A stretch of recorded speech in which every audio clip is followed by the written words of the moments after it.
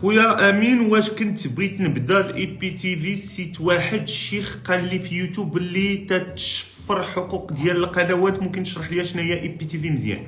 خويا هاد المساله ديال حلال وحرام، انا لست مفتيا حتى احلل لك واحرم. اي بي تي في هو الانترنت عن طريق الانترنت، التلفاز عن طريق الانترنت، هذا الشيء ما كاين.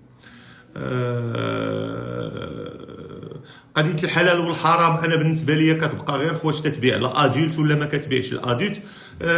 هداهم الله، والشباب هداهم الله. كاين اللي كيبيع الادولت، وانا ماشي سوقي، انا يبيع الادولت ما يبيع السوق وهذاك.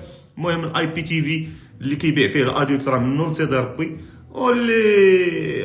واللي ما كيبيعوش راه المهم تيقول لك لا هما قليل، يكون قليل ومداو ولا كثير ومقطوع، والله هما يكون كثير قليل وحلال ولا كثير وحرام. وانا خويا ما شوف، انا تيبانوا لي حتى في البيرو هنا كيجيو الدراري ديالين الادولت، انا ماشي واعظ، انا تيبان لي كيبيع الادولت تنميك عليه دبر راسو منو بين مولاه، انا ماشي سوقي نقول ليه حلال ولا حرام ولا دبر راسو، راه هو عارف راسو واش حلال ولا حرام. غير انا شفت شي قوال في هادشي الاديلت وتيجيني واحد القلب غير تيديروا به الابسيل وسخيت الوالدين. كتلقى داير لك دابا مثلا بحال الاخ راه ندير لك بحال هذا الاخ هذا مثلا، كتلقى داير لك هنا مثلا 49، اوكي هو تيبيع 49 6 شهور. الله اخويا واش كتبيع انت؟ المهم 59 مثلا العام، اش كيدير؟ كيجي هنا تيدير لهم 59 العام، اوكي، وتيدير لهم ادولت بلس $2 الابسيل، بغيتي الاديل $2. وانت باني الفضول، وانا نسول واحد الاخ من الاخوان اللي كنسويفي معاهم البيزنس ديالو، قلت له انت دابا كتزيد لهم الاديل $2، هو يقول لي وعلى انا السيا من النهار غنكون تنتشوى في جهنم غادي يجي يفكني، راه $2 هذيك ديال الفخر.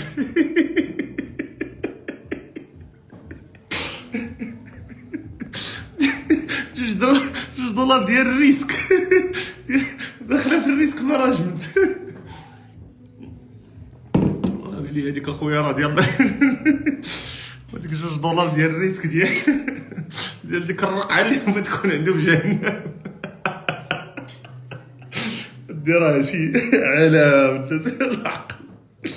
وعلى السي ابي قال لي هذا النهار غنمشي لعند سيدي ربي، هذيك $2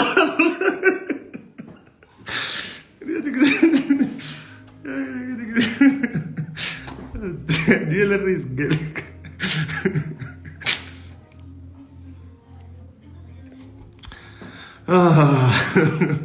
لا والله لا. وما مع ضحك الله ينجينا. المهم هي كتشوف عقليه ديال الناس وصافي.